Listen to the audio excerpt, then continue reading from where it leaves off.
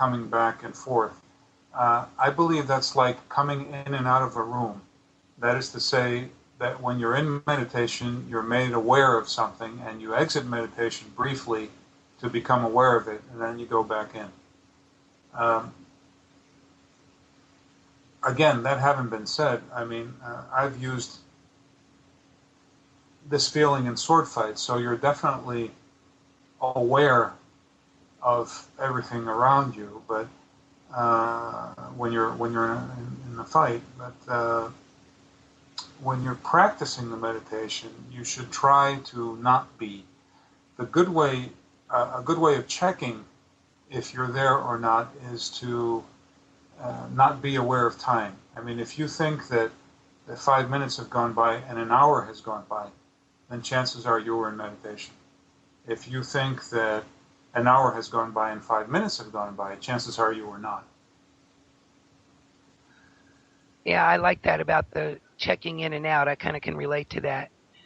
And something else that happened to me recently, and I was in very deep meditation. I don't even remember anything about it until I did it, until I came out. And what happened was, all of a sudden, I saw myself sliding down this chute, almost like a water slide. And at the bottom of the chute was this vast ocean. I mean, it was like, I don't know, it was just everywhere. It was as far as you could see. And it scared me. I thought, well, if I go into this ocean, I don't know my way back. And it gave me a knee-jerk reaction back to the here and now and out of meditation, like instantaneously. And could this have been the ocean of consciousness? And have you ever experienced something similar to this? I've experienced almost the same thing. I was outside of my body, looking down on myself meditating, and then I became afraid. And then, of course, I was back in my body. And when I told my teacher about it, he said, "Why the hell didn't you go look?" So, I can't answer those questions. I don't know what would happen if somebody went and looked. I'm aware of this mass stream of consciousness all the time. How deeply I go into it on a daily basis, I don't. I mean, it's there. When I have to use it, I do. Is it a good thing to go into it? I don't know. I firmly believe in it.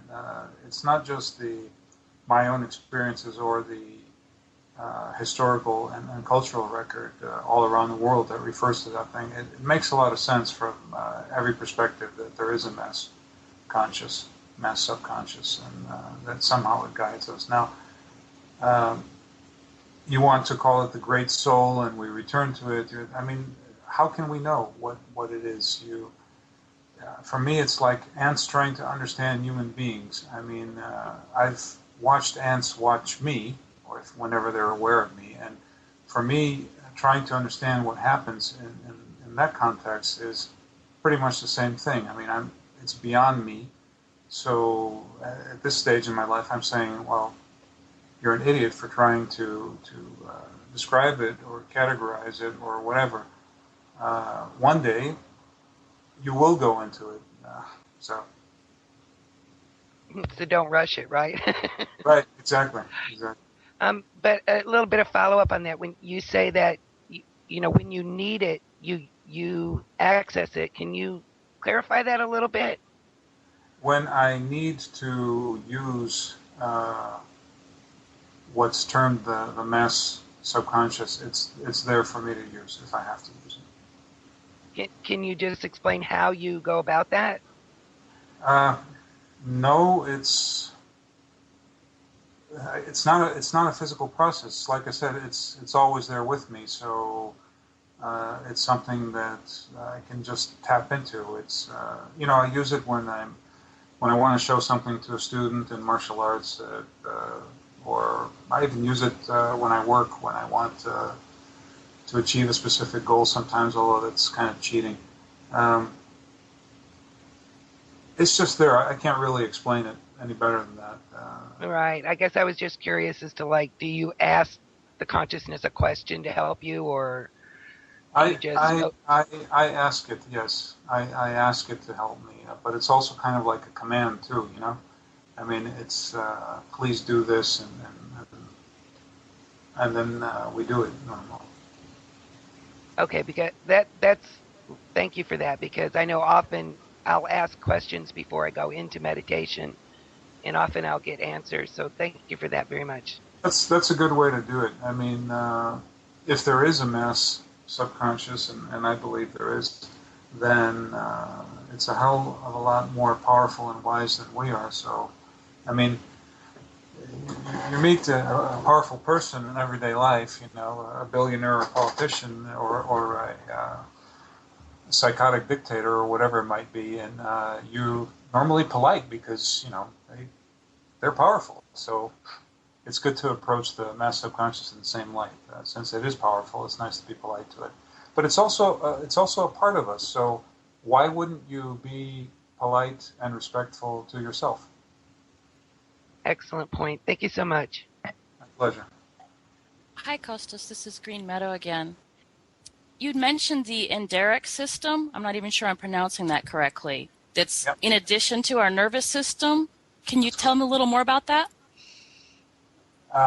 Well, you can look it up on Wikipedia, so that I don't have to. It's a nervous system that exists within our guts. It's a remnant of the time when evolutionary we were shellfish, and it is not connected to our the rest of our nervous system for the first 6 months of our life, and becomes connected after that through the vagus nerve, which I found very interesting because the vagus nerve is also called the pneumogastric. Did I answer that question? I mean, if you look at that's like the gut intuition.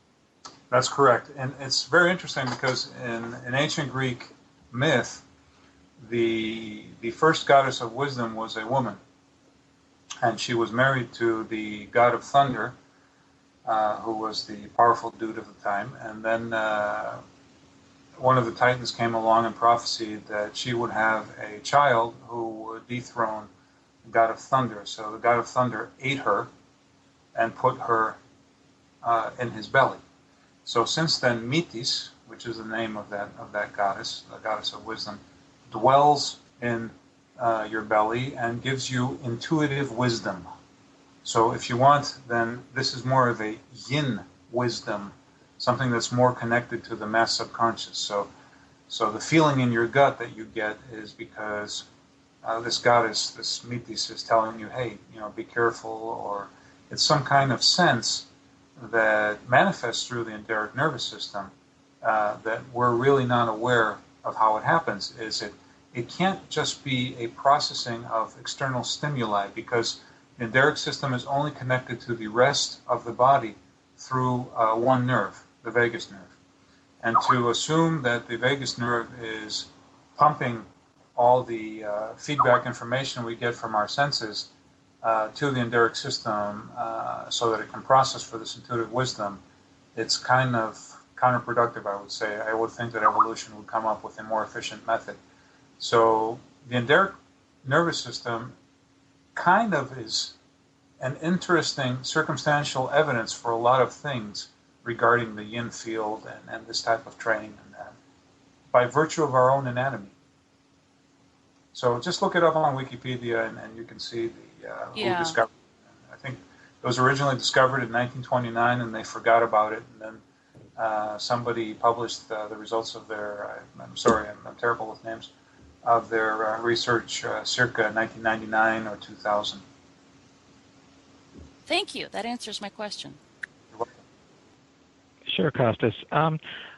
I'm wondering if you've studied or spent any time looking into things like the Monroe Institute's training, or perhaps lucid dreaming or remote viewing, anything along those lines. Lucid dreaming I've done in the context of my own training, but the other things, no, I don't know what the Monroe Institute does. If by remote viewing you're talking about things that, for example, the military style of of developing ideograms so your conscious can contact your subconscious. Right. No, I've never done anything like that. Normally, when something affects you and you're meant to know about it, you just know without understanding how that happens. So I've never trained being able to find terrorists or anything like that. Yes. Okay, sounds good. Thanks. Lucid dreaming is very much an aspect of meditation and of making both. Next question is from Uranus. Hello, Kostas.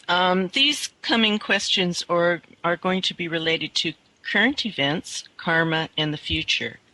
And my first question is, given that most of the information we have access to is through the mainstream media, could you give us some first-hand observations of what is happening in Greece and what the experiences and perspectives of the Greek people are?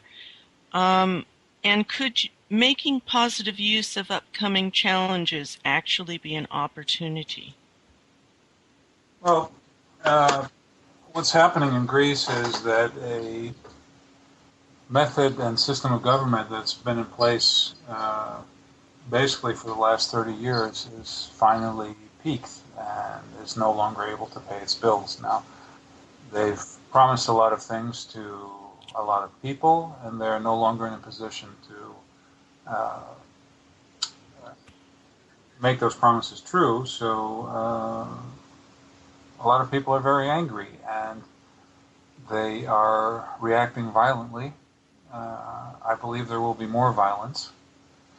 And is it an opportunity? Well, when I made the decision to move back to Greece, circa 1992, there was an agricultural base in the country. I was very surprised because, you'd go to a fruit market and you could smell the fruit from about, 500 yards away. It was fresh. It was. There were local animal stocks. There was local industry, small industry, but present. And what happened is when the country fully embraced EU subsidies, then these local industries were removed. As a result, now Greece has almost no agricultural base and almost no production capacity.